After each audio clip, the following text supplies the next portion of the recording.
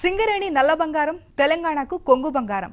దక్షిణ భారతానికి వెలుగులు అందిస్తూ ఉత్తర తెలంగాణ దశనే మార్చేసిన సిరుల వేణి వేలాది మందికి ఉపాధి కల్పిస్తోంది.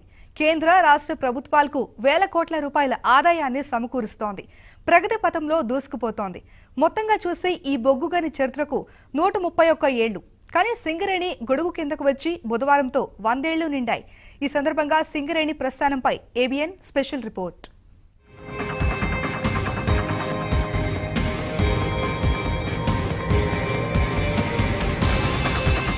తెలంగాణలో సిరుల మాగాణి సింగరేణి వేలాది మందికి ప్రత్యక్షంగా పరోక్షంగా ఉపాధి కల్పిస్తూ దేశంలో వేలాది పరిశ్రమలకు ఇంధనాన్ని అందిస్తున్న నల్ల బంగారు గని సింగరేణి దేశంలోనే మొట్టమొదటి బొగ్గు ఉత్పత్తి రంగంలోకి అడుగుపెట్టిన ప్రభుత్వ రంగ సంస్థగా సింగరేణి తనకంటూ ఓ ప్రత్యేక చరిత్రను లెక్కించుకుంది.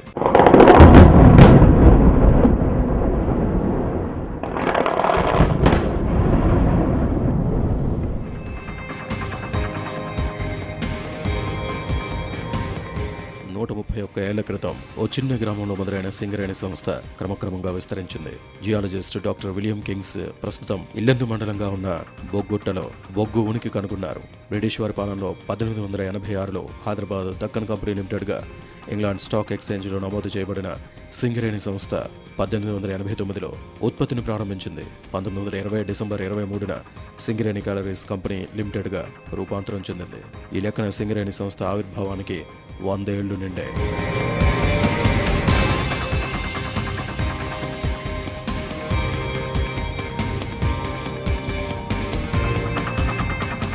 పబ్లిక్ లిమిటెడ్ కంపెనీగా హైదరాబాద్ కంపెనీస్ యాక్ట్ ప్రకారం నమోదైన సింగరేణి తొలుత బ్రిటిష్ పాలకుల అజమాయిషీలో పనిచేసింది.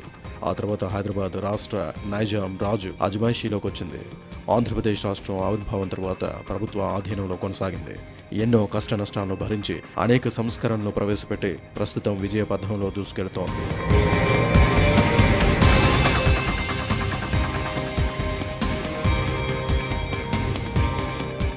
మొదట్లో చాలా కొద్ది ప్రాంతానికే పరిమితమైన సింగరేణి బొగ్గు గనులు కాలగమనంలో విస్తరించాయి. ఉమ్మడి ఆదిలాబాద్, ఖమ్మం, కరీంనగర్, వరంగల్ జిల్లాల్లో విస్తరించి గోదావరి పరివాహక ప్రాంతంలోని 350 కిలోమీటర్ల మేర నిక్షిప్తమై ఉన్న అపారమైన బొగ్గు ఖనిజాన్ని ఈ సంస్థ తవ్వితీస్తోంది. దక్షిణ భారతదేశంలో సుమారు 4000 పరిశ్రమలకు, విద్యుత్ ఉత్పత్తి సంస్థలకు కావాల్సిన ఇంధనం ఇక్కడి నుంచే సరఫరా అవుతోంది. ప్రస్తుతం కేంద్ర రాష్ట్ర ప్రభుత్వాల ఉమ్మడి భాగస్వామ్యంలో కొనసాగుతోంది.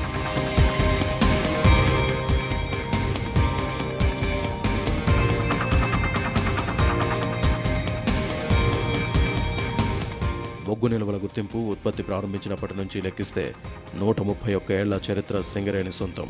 దక్షిణ భారతదేశంలో అతిపెద్ద ప్రభుత్వ రంగ సంస్థగా గుర్తింపు పొందింది. 3 తరాల కార్మికుల చెమట చుక్కలకు ప్రత్యక్ష నిదర్శనంగా సింగరేణి విరాజిల్లుతోంది. కేంద్ర రాష్ట్ర ప్రభుత్వాలకు 100 కోట్ల రూపాయల ఆదాయం తెచ్చిపెడుతోంది. జియోలాజికల్ సర్వే ప్రకారం తెలంగాణ రాష్ట్ర వ్యాప్తంగా గోదావరి తీరంలోని 6 జిల్లాల పరిధిలో 22,207 మిలియన్ టన్నుల బొగ్గు నిల్వలు ఉన్నట్లు గుర్తించారు. ఇప్పటి వరకు 1500 మిలియన్ టన్నులకు పైగా బొగ్గును వెలికితీశారు.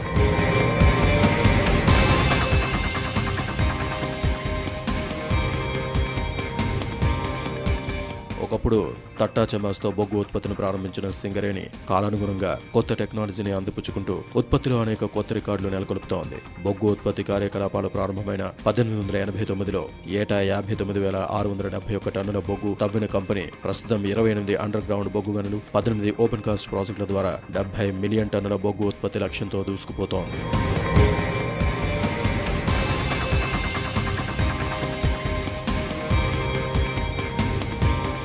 భూమి పొరల్లో దాగి ఉన్న నల్ల బంగారు మాగాణిని వెలికితీస్తూ సిరులను కురిపిస్తున్న సింగరేణికి సంబంధించిన ముఖ్య ఘట్టాలు చూద్దాం. 1871లో బ్రిటిష్ హయాంలో జియోలాజికల్ సర్వే ఇండియాకు చెందిన డాక్టర్ కింగ్ జార్జ్ అప్పటి ఖమ్మం జిల్లా ఇల్లెందు సమీపంలోని బొగ్గుట్టలో బొగ్గు నిల్వలను కనుగొన్నారు. 1886లో బ్రిటిష్ ఇండియాలోని హైదరాబాద్ డెక్కన్ కంపెనీ లిమిటెడ్ ఇల్లెందులో బొగ్గు వెలికితీత కోసం అనుమతి పొందింది. 1889లో బొగ్గు ఉత్పత్తి ప్రారంభమైంది. 1920 డిసెంబర్ 23న the Singareni collieries company limited గా అవతరించింది. 1940 1945లో సింగరేణి కంపెనీలోని మెజారిటీ వాటాను హైదరాబాద్ రాష్ట్రం కొనుగోలు చేసింది. 1949లో హైదరాబాద్ ప్రభుత్వం ఈ కంపెనీని ఇండస్ట్రియల్ ఫండ్ ట్రస్ట్ కు అప్పగించింది. 1956లో ఉమ్మడి రాష్ట్ర అవతరణ తర్వాత కంపెనీల చట్ట ప్రకారం ప్రభుత్వ రంగ సంస్థగా మార్పు చెందింది. 1960లో మూడవ పంచవర్ష ప్రణాళిక కాలంలో కంపెనీని విస్తరించే క్రమంలో కేంద్ర ప్రభుత్వం ఈక్విటీ రుణ సాయం పెంచడంతో కేంద్ర రాష్ట్రాల ఉమ్మడి సంస్థగా మారింది. 1974లో కేంద్ర ప్రభుత్వం కంపెనీ మూలధన వాటాను కేంద్ర బొగ్గు గనుల సంస్థకు బదిలీ చేసింది. అదే ఏడాది కేంద్రం రాష్ట్రం సింగరేణి సంస్థ మధ్య ఒప్పందం జరిగింది. ప్రస్తుతం సింగరేణిలో కేంద్రం వాటా 49%, రాష్ట్రం వాటా 51%గా ఉంది. ఫలితంగా కేంద్ర రాష్ట్ర ప్రభుత్వాల ఉమ్మడి సంస్థగా సింగరేణి కార్యకలాపాలు నిర్వహిస్తోంది.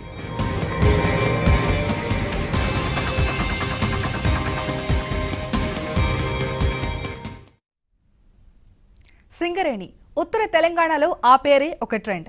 ప్రధానంగా గోదావరి పరివాహక ప్రాంతంలో ప్రజల జీవన విధానం సింగరేణితోనే ముడిపడి ఉంటుందంటే అతిశయోక్తి కాదు.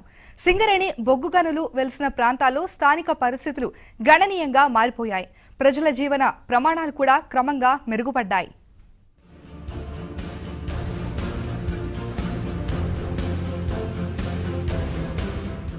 నిత్యం చిమ్మ చీకట్లోని భూగర్భంలోకి వెళ్లి వెలుగులనిచ్చే పరిశ్రమలకు ఇంధనాన్ని వెలికితీసే యోధులు సింగరేణి కార్మికులు.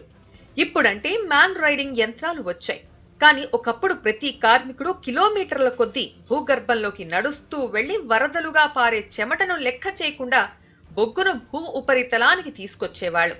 అలా శ్రమజీవులుగా ప్రకృతికి ఎదురొడ్డి పనిచేసే చీకటి సూర్యులుగా సింగరేణి కార్మికులు పేరు పొందారు.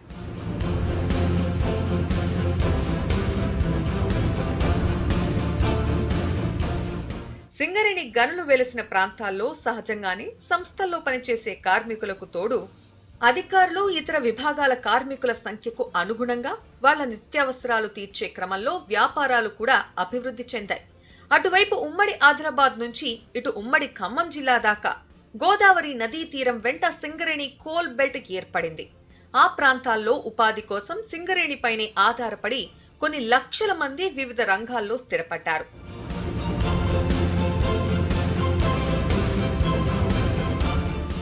గోదావరి లోయలో 350 కిలోమీటర్ల మేర బొగ్గు గనుల నిక్షేపాలు ఉన్న పాత ఉమ్మడి జిల్లాలైన ఆదిలాబాద్, ఖమ్మం, కరీంనగర్, వరంగల్ జిల్లాల్లో స్థానికుల జీవన పరిస్థితులపై సింగరేణి చెరగని ముద్ర వేసింది.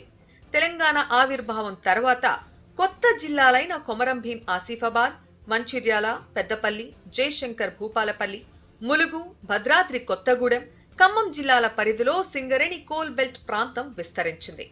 ఈ రోజు లాభాలకు వచ్చింది. ఆ 30 సంవత్సరాల బేసిక్ కనుక చూసుకుంటే జీతాలు పెరిగినాయి. మా పిల్లలు కూడా మంచిగా చదివించినాను. ఇప్పుడు కొత్త ఉద్యోగాలు వచ్చిన పిల్లలు కూడా ఉత్సాహంగా పనిచేసుకుంటూ ఉన్నారు. అదేవిధంగా మన కంపెనీ ఆఫీసర్లు కూడా దాదాపుగా ఈ యొక్క కంపెనీల రక్షణ సూత్రాలు కానీ రక్షణతోటి ఈరోజు మేము కూడా ఒక హోదాలో ఉన్నాం. పలానా సింగరేణి కార్మికుడు ఒకప్పుడు పనిచేస్తానంటే యావానికి పొద్దుగాలు ఉంటే సాయంత్రం పూటకులు ఎవరన్నా ఒకప్పుడు టైకులు చేయబట్టి ఆ టైకులు అని పోయి ఈరోజు 4 పైసలు ఉన్నాయి చేతుల కార్మికుడికి. సింగరేణి పరిధిలో మొత్తం 28 అండర్ గ్రౌండ్ బొగ్గు గనులు, 18 ఓపెన్ కాస్ట్ ప్రాజెక్టులు ఉన్నాయి. పరిపాలనా సౌలభ్యం కోసం సంస్థ ప్రాంతాల వారీగా రీజియన్లు, డివిజన్లుగా విభజించింది. సింగరేణిలో 3 రీజియన్ల పరిధిలో 11 డివిజన్లు ఉన్నాయి. బెల్లంపల్లి రీజియన్లో మందమర్రి, శ్రీరాంపూర్, బెల్లంపల్లి, రామకృష్ణాపూర్ డివిజన్లు ఉండగా రామగుండం రీజియన్లో రామగుండం 1, రామగుండం 2, రామగుండం 3, భూపాలపల్లి డివిజన్లు ఉన్నాయి. అలాగే కొత్తగూడెం రీజియన్లో మణుగూరు, ఇల్లందు, కొత్తగూడెం కార్పొరేట్ డివిజన్లు ఉన్నాయి.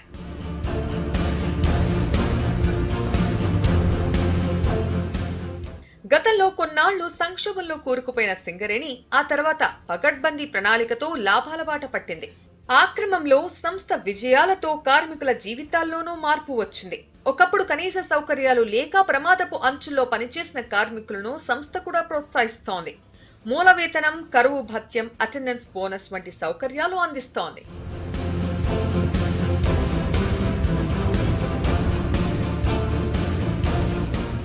కార్మికులు నివసించే కాలనీల్లో అన్ని సమస్యలను పరిష్కరించేందుకు సింగరేణి యాజమాన్యం కృషి చేస్తోంది. అనుకోని ప్రమాదం జరిగినప్పుడు వారి కుటుంబానికి ఆర్థికంగా అండగా నిలిచేందుకు 5 లక్షలుగా ఉన్న నష్టపరిహారాన్ని 25 లక్షలకు పెంచారు. విధి నిర్వహణలో సహజ మరణం పొందితే 75,000గా ఉన్న పరిహారాన్ని మ్యాచింగ్ గ్రాంట్ ను 7.5 లక్షలకు పెంచి మొత్తం 15 లక్షలు ఇచ్చేందుకు నిర్ణయం తీసుకున్నారు. తెలంగాణ ఏర్పడిన తర్వాత 2 దశాబ్దాల కిందట నిలిపివేసిన వారసత్వ ఉద్యోగాలు పునరుద్ధరించారు. కారుణ్య నియామకాల ద్వారా ఇప్పటికే అనేక మంది కార్మికుల వారసులకు ఉద్యోగ అవకాశాలు కల్పించారు. మిగిలిన వారికి ఉద్యోగాలు ఇచ్చే ప్రక్రియ కొనసాగుతోంది. సింగరేణి ఎక్స్టర్నల్ ఉద్యోగాల్లో అనేక మంది నిరుద్యోగులకు అవకాశం లభించింది.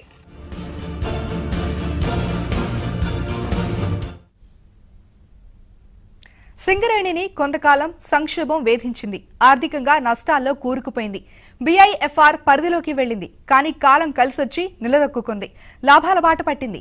కార్మికులకు లాభాలు పంచే స్థాయికి చేరుకుంది.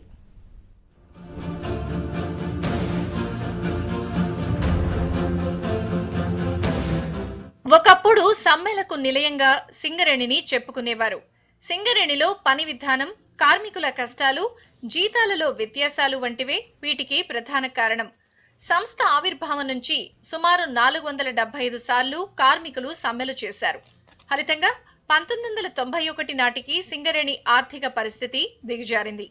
1997 నాటికి అసలు జీతాలు చెల్లించలేని పరిస్థితికి చేరుకుంది. 1219 కోట్ల రూపాయల నష్టాలు నమోదయ్యాయి. దీంతో సింగరేణి సంస్థ 2 సార్లు బీఐఎఫ్ఆర్ పారిశ్రామిక ఆర్థిక పునర్నిర్మాణ మండలి పరిశీలనలోకి వెళ్లింది.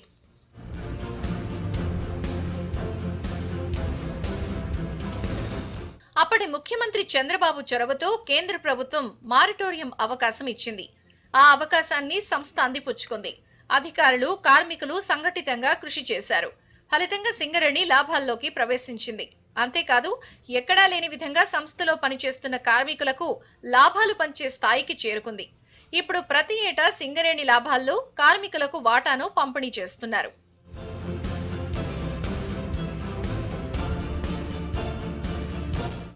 సింగరేణి బీఐఎఫ్ఆర్ పరిధిలోకి వెళ్లడం, ప్రభుత్వం మారిటోరియం విధించిన సమయంలో వినూత్న నినాదం సంస్థను గట్టెక్కించింది. కలిసి పనిచేస్తేనే ఫలితాలు, సాధించిన ఫలితాల్లో అందరూ భాగస్వాములు అనే నినాదంతో అధికారులు, కార్మికులు కలిసి ముందుకు నడిచారు. ఫలితంగా 2000 ఆర్థిక సంవత్సరం నుంచి సంస్థ లాభాల్లోకి వచ్చింది. దీంతో దేశంలో ఎక్కడా లేని విధంగా ఒక్క సింగరేణిలోనే కార్మికులకు, ఉద్యోగాలకు లాభాల్లో వాటా ఇవ్వడం మొదలుపెట్టారు. తొలుత సంస్థ లాభాల్లో 10% కార్మికులకు చెల్లించింది సింగరేణి.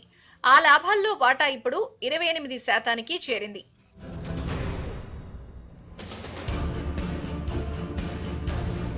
రెండు 2019-20 ఆర్థిక సంవత్సరంలో సంస్థ 993 కోట్ల లాభాన్ని ఆర్జించింది. అందులో 28% వాటాను కార్మికులు, ఉద్యోగులకు పంచారు. అంతేకాదు, సింగరేణి కేంద్ర, రాష్ట్రాలకు తన వంతుగా ఆర్థిక సహకారం అందిస్తోంది. ఇప్పటి వరకు వివిధ పన్నుల కింద ప్రతి ఏటా 1000 కోట్ల రూపాయలను చెల్లిస్తోంది. అలాగే సింగరేణి విస్తరించిన జిల్లాల్లో అభివృద్ధికి district mineral fund trust DMFT కింద 2000 కోట్లకు పైగా కేటాయించింది. నా పేరు శ్రీనివాస్. నేను SRP3 గనిలో యువ బదిలీ వర్కర్గా జాయిన్ అయ్యాను. గత 2 సంవత్సరాలుగా బదిలీ వర్కర్గా SRP3 గనిలో పనిచేస్తున్నాను. తెలంగాణ గవర్నమెంట్ తీసుకొచ్చిన కారుణ్య నియామకాల ద్వారా మా తండ్రి గారి మెడికల్ ఇన్వాలిడేట్ అయ్యి ఆయన స్థానంలో నాకు ఉద్యోగం దొరకడం చాలా సంతోషం. అదేవిధంగా ఇప్పుడు మేము రక్షణ పరంగా చూసుకుంటే ఒకప్పుడు చాలా రూఫ్ ఫాలో అయ్యే విధానం ఉండేదని మా తండ్రులు చెప్పేది చాలాసార్లు విన్నాను. ఇప్పుడు చాలా సేఫ్టీ మెజర్స్తో సింగరేణి ముందుకెళ్తుందని, అదేవిధంగా సింగరేణి ఈ బొగ్గు గనులతో పాటు విద్యుత్తు రంగంలో కూడా అడుగుపెట్టిన సందర్భంగా సోలార్ విద్యుత్తు మరియు బొగ్గు ఆధారిత విద్యుత్తు సంస్థలు ఏర్పాటు చేయడం జరిగింది. చాలా సంతోషం. కేవలం 3-4 ఏళ్లలోనే 1200 కోట్లకు పైగా నష్టాల నుంచి సంస్థను లాభాల్లోకి తీసుకొచ్చిన ఘనత సింగరేణి కుటుంబ సభ్యులకే సొంతమైంది. ప్రస్తుతం ఆ లాభాల్లోనూ వాటాలు పొందుతున్న అరుదైన అవకాశం కూడా సింగరేణి కార్మికులకే దక్కింది.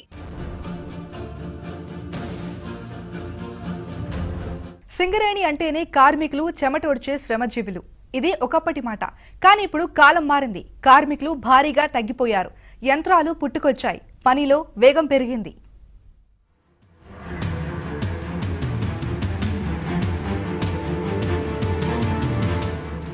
కాలానుగుణంగా గనుల్లోకి తట్ట, చమాస్ నుంచి అత్యాధునిక హై కెపాసిటీ లాంగ్ వాల్ లాంటి యంత్రాలు చేరాయి. వీటి రాకతో కార్మికుల భాగస్వామ్యం తగ్గుతూ వస్తోంది. 1991లో సంస్థలో 1,00,000కు పైగా కార్మికులుండగా ఇప్పుడు ఆ సంఖ్య 45,000కు పడిపోయింది. వచ్చే 2 ఏళ్లలో ఉద్యోగ విరమణలతో సింగరేణిలో కార్మికుల సంఖ్య 25,000కు తగ్గనుందని అంచనా వేస్తున్నారు.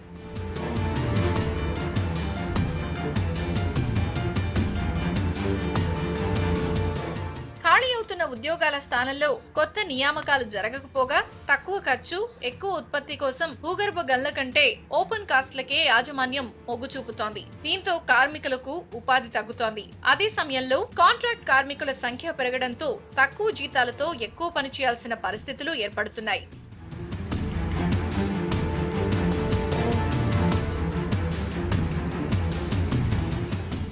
ఒకప్పుడు సింగరేణి వ్యాప్తంగా భూగర్భ గనులే ఉండేవి. ఆ గనుల్లో మొదట్లో యంత్రాలను వినియోగించడం సాధ్యమయ్యేది కాదు. తర్వాత ఓపెన్ కాస్ట్ గన్లు వచ్చాయి. ఇప్పుడు ఓపెన్ కాస్ట్ గన్లన్నీ యంత్రాలతో నిండిపోతున్నాయి. కొన్నేళ్లుగా కొత్త భూగర్భ బొగ్గుల గన్ల ప్రారంభం పూర్తిగా నిలిచిపోయింది. కొత్తగా తవ్వే గన్లన్నీ ఓపెన్ కాస్ట్లుగానే మార్చేస్తున్నారు. కాలక్రమేణా భూగర్భ గన్లు తగ్గుదల, ఓసీపీలు పెరగడం, యాంత్రీకరణతో కార్మికుల సంఖ్య తగ్గుతోంది.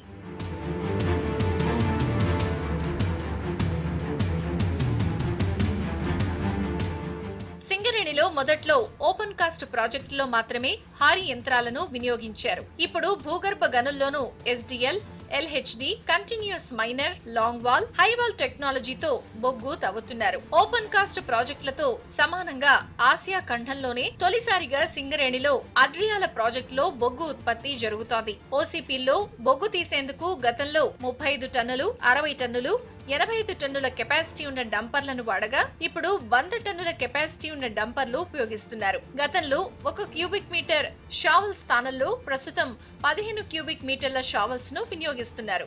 సింగరేణి 130 సంవత్సరాల దాటి 31లో అడుగు పెడుతుంది. అప్పటి పరిస్థితులకు ఇప్పటి పరిస్థితులకు బాగా తేడా ఉంది. ఒకప్పుడున్న కార్మికుల కష్టాలు, తట్టలు మూసుడు, ఇబ్బందులు, ఒక్కొక్క ఆ కష్టం చూస్తే మరవరాని కష్టం అది. కానీ అప్పటికి ఇప్పటికి కంపెనీ చేంజ్ చేసింది.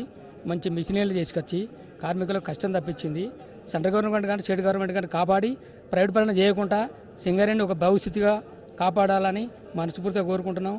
గతంలో అండర్ గ్రౌండ్ గనుల్లోకి కార్మికులు కాలి నడకన వెళ్లేవారు. ఇప్పుడు యాంత్రీకరణ వచ్చిన తర్వాత మ్యాన్ రైడింగ్ సిస్టమ్ ప్రతి గనిలో పనిచేస్తోంది. అన్ని గనుల్లోనూ సాంకేతికతను వినియోగిస్తున్నారు. గతంలో మనుషులు చేసే పనులన్నీ ఇప్పుడు యంత్రాలతో చేయిస్తున్నారు. ఫలితంగా కార్మికుల భాగస్వామ్యం క్రమంగా తగ్గిపోతోంది.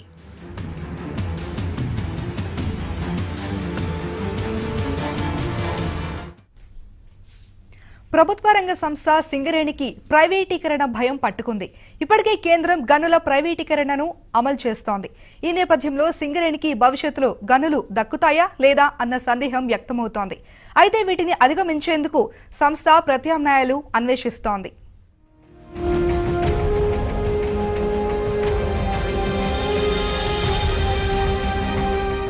వందేళ్లుగా సింగరేణి సంస్థ బొగ్గు ఉత్పత్తి చేస్తోంది. ఒక రకంగా గోదావరి నది పరివాహక ప్రాంతంలో ఈ ఒక్క సంస్థ మాత్రమే బొగ్గు ఉత్పత్తి చేసింది. అయితే కొన్నేళ్లుగా పరిస్థితి మారిపోయింది. కొత్త చట్టాలు, ప్రభుత్వ పాలసీలతో పరిణామాలు మారిపోయాయి. కొత్తగా ప్రారంభిస్తున్న బ్లాకులను వేలం వేస్తూ కేంద్ర ప్రభుత్వం ప్రైవేటీకరణకు అవకాశం ఇస్తోంది. ఫలితంగా సింగరేణి సంస్థకు ప్రైవేటీకరణ భయం పట్టుకుంది.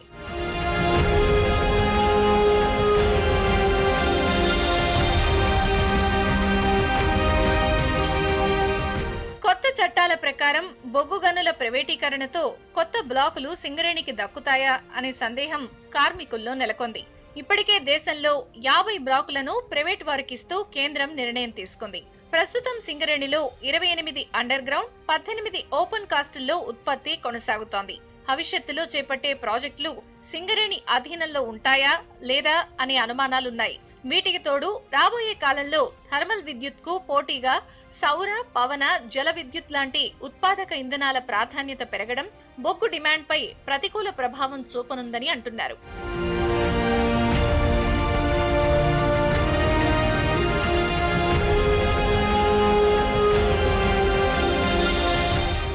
వచ్చే 10 ఏళ్లలో కొత్తగా 14 ఓపెన్ కాస్ట్ ప్రాజెక్టులు, 8 భూగర్భ గన్లను ప్రారంభించేందుకు 1000 కోట్ల అంచనాతో ప్లాన్ రెడీ చేసింది సింగరేణి.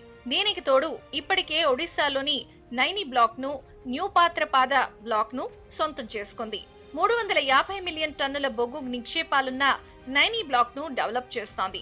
వచ్చే ఆర్థిక సంవత్సరం నైని బ్లాక్ లో ఉత్పత్తి ప్రారంభం కానుంది. దీనికి 15 కిలోమీటర్ల దూరంలో న్యూ పాత్రపాద బ్లాక్ లో 1040 మిలియన్ టన్నుల బొగ్గు నిక్షేపాలుండగా ఇక్కడ ఏటా 20 మిలియన్ టన్నుల బొగ్గును తవ్వేందుకు ప్రయత్నాలు ప్రారంభించింది. రాబోయే 5 ఏళ్లలో ఏటా 100 టన్నుల బొగ్గును వెలికి తీయాలనే టార్గెట్ పెట్టుకుంది.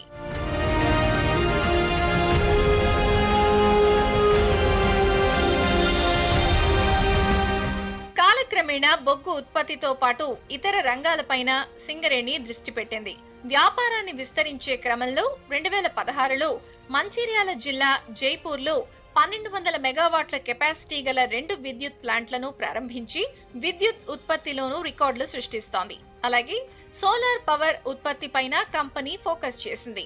1350 కోట్లతో పలు ప్రాంతాల్లో 300 మెగావాట్ల సోలార్ ప్లాంట్ల ఏర్పాటుకు నిర్ణయించగా మొదటి దశలో 600 కోట్లతో 129 మెగావాట్ల కెపాసిటీ గల ప్లాంట్ల పనులు పూర్తయ్యాయి. వీటితో పాటు గనుల నుంచి గ్యాసిఫికేషన్ వంటివి చేపట్టే యోచనలో సింగరేణి ఉంది. అంతకుముందు గతంలో ఉన్న దానికి ఇప్పటికి సింగరేణిలో కొత్త టెక్నాలజీ రావడము, సేఫ్టీ విషయంలో కానీ మంచి రక్షణ చర్యలు, రక్షణ సూత్రాలు చెప్పడము, పాటించడం వల్ల కార్మికులు కూడా మునుపటి ప్రాణభయం లేకుండా మంచి సింగరేణిలోకి రావడానికి ప్లస్ శాలరీ విషయంగా కానీ మంచి జీతాలు ఉంటుంటాయి, మంచి ఫెసిలిటీస్ ఉంటుంటాయి. చాలా ఉత్సాహంగా కార్మికులు కూడా, యువ కార్మికులు కూడా మంచి ఉత్సాహంతో ముందుకు వస్తున్నారు. చాలా ఇంట్రెస్ట్ కూడా పని చేసుకుంటున్నారు. దీని మీద వేరే కంపెనీలలో ఉద్యోగాలు చేసే వాళ్ళు కూడా అటువంటి వదులుకొని సింగరేణికి వచ్చి వర్క్ చేయడానికి కుతూహల పడుతున్నారు, ఇంట్రెస్ట్ చూపిస్తున్నారు. ప్రత్యామ్నాయ రంగాలు, ప్రాజెక్టులపై సింగరేణి ఓవైపు దృష్టి సారిస్తూనే కొత్త బొగ్గు గన్లను సొంతం చేసుకునేందుకు అవసరమైన చర్యలు తీసుకుంటోంది.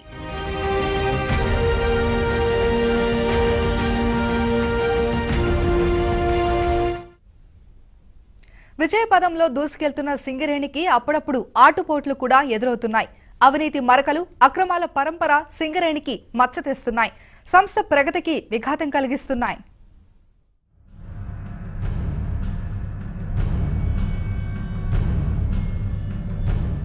సింగరేణి విజయాలన్నీ ఒకెత్తైతే అంత్యస్థాయిలో అపప్రదను మూటగట్టుకుంటోంది. సంస్థలో అవినీతి రాజ్యమేలుతున్నా పట్టించుకునే నాదుడే కరువయ్యాడు. అంతర్గతంగా విజిలెన్స్ విభాగం ఉన్నా అది అచేతనావస్థలో ఉందనే ఆరోపణలు గుప్పుమంటున్నాయి. ఏ చిన్న పొరపాటు జరిగినా విచారణ పేరుతో కార్మికుల్ని ముప్పుతిప్పలు పెట్టే విజిలెన్స్ విభాగం అధికారుల విషయంలో మాత్రం పట్టనట్లు వ్యవహరిస్తూ ద్వంద్వ వైఖరి అవలంబిస్తుందనేది ప్రధాన ఆరోపణ. దీంతో సంస్థలో కొందరు అధికారులు ఆడిందే ఆట, పాడిందే పాట అన్న చందంగా పరిస్థితులు మారినట్లు తెలుస్తోంది. ఫలితంగా యాజమాన్యం తీరు పట్ల కార్మికులు తీవ్ర అసంతృప్తితో ఉన్నారు.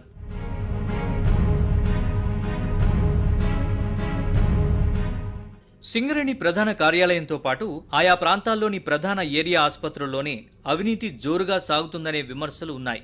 ఆ కార్యాలయాల్లో పనిచేసే పలువురు ఉద్యోగులు, అధికారులే మెడికల్ అన్ఫిట్లో జరుగుతున్న అవినీతి ఆరోపణల్లో కూరుకుపోయిన పరిస్థితులు ఉన్నాయి. సంస్థ ఎదుగుతున్న కొద్దీ అవినీతి పెరుగుతూనే వస్తోంది. అక్రమాలకు పాల్పడ్డారన్న ఆరోపణలు వచ్చిన వారందరికీ పదోన్నతులు కల్పించి బదిలీ చేసిన ఘనత కూడా ప్రభుత్వానికే దక్కిందన్న ఆరోపణలున్నాయి. సీఎండీగా సంతానం శాస్త్రి పనిచేసిన కాలంలో అతిపెద్ద కుంభకోణాలు వెలుగు చూశాయి. వీరిద్దరూ ప్రధాన పాత్రధారులని విచారణ కమిటీలు తేల్చాయి. అప్పట్లో ప్రభుత్వం నియమించిన రామ్రెడ్డి కమిషన్ నివేదికైతే ఇప్పటికీ వెలుగు చూడలేదు.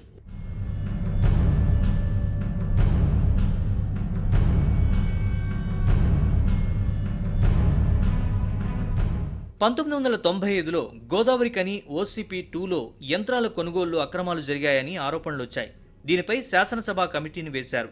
ఆ కమిటీ 150 మంది అధికారులపై ఆరోపణల్ని విచారించి 27 మందిని దోషులుగా తేల్చింది. ఇప్పటి వరకు వారిపై చర్యలు తీసుకోలేదు. సింగరేణి డైరెక్టర్ పర్సనల్గా అయ్యంగార్ కొనసాగిన సమయంలో CSL ట్యూబ్లైట్ల కొనుగోలులో కోట్ల రూపాయల కుంభకోణం వెలుగు చూసింది.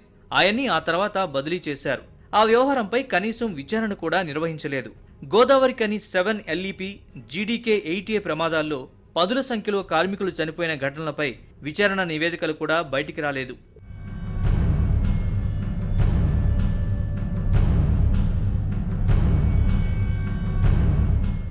కొన్ని ఓపెన్ కాస్ట్ గనుల్లో బొగ్గు గ్రేడ్ మార్చి అమ్మిన కుంభకోణం 2005, 2011 మధ్యకాలంలో వెలుగు చూసింది. దీనికి కారణమయ్యారంటూ ఆరోపణలు ఎదుర్కొన్న ఒక డైరెక్టర్ సింగరేణిని వదిలి వెళ్లిపోయారు. దర్జాగా విదేశాల్లో ఆయన ఉద్యోగం చేస్తున్నారని చెబుతున్నారు.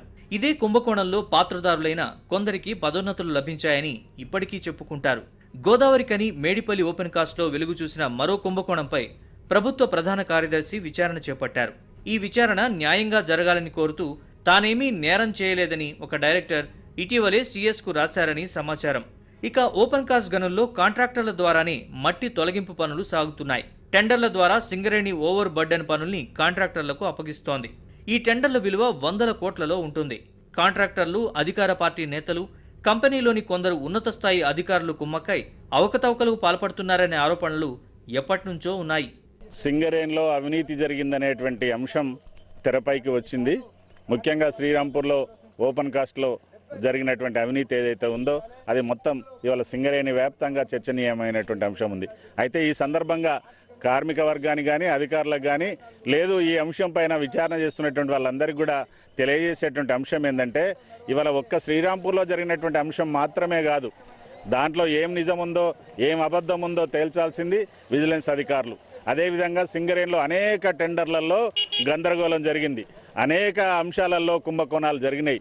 ఇవాళ అనేక ప్రమాదాలలో ఇవాళ యాజమాన్యం యొక్క తప్పుల వల్ల విలువైనటువంటి కార్మికులు ఇవాళ బలి అయినటువంటి సందర్భాలు ఉన్నాయి. వీటన్నిటిపైన సమగ్రంగా విచారణ జరపాల్సినటువంటి అవసరం ఉన్నది. కొన్నాళ్ల క్రితం శ్రీరాంపూర్ ఓపెన్ కాస్ట్ గన్లో దాదాపు 250 కోట్ల విలువైన డీజిల్ పక్కదారి పట్టినట్లు విజిలెన్స్ విచారణలో వెలుగు చూసింది. ఇదే క్రమంలో ఇల్లందు ఏరియాలోని కోయగూడెం ఓపెన్ కాస్ట్లో దాదాపు 25 కోట్లకు పైగా విలువైన డీజిల్ పక్కదారి పట్టిందనే ఫిర్యాదులు వచ్చాయి. దీనిపై విజిలెన్స్ విచారణ జరుగుతోంది. శ్రీరాంపూర్, కోయగూడెం ఓపెన్ కాస్ట్లో జరిగిన డీజిల్ కుంభకోణంలో ఉన్నతాధికారులే ప్రధాన పాత్ర పోషించారనే ఆరోపణలు ఉన్నాయి. ఈ క్రమంలోనే ఆయా ఏరియాల్లోని అధికారుల్ని యాజమాన్యం ఇటీవలి కాలంలో బదిలీ చేసింది. ఛార్జ్షీట్లిచ్చి చేతులు దులుపుకుంది. ఇప్పటివరకు పైసా రికవరీ చేయలేదు. గతంలో సత్తుపల్లి ఓపెన్ కాస్ట్లో మంచి గ్రేడ్ బొగ్గును తక్కువ గ్రేడ్గా చూపిస్తూ అధికారులు భారీ అక్రమాలకు పాల్పడ్డారన్న ఆరోపణలు ఉన్నాయి. శ్రీరాంపూర్ డీజిల్ కుంభకోణంలో కీలక పాత్ర పోషించిన అధికారుల్ని కాపాడే ప్రయత్నాలు ఇప్పటికీ చేయడం విమర్శలకు తావిస్తోంది.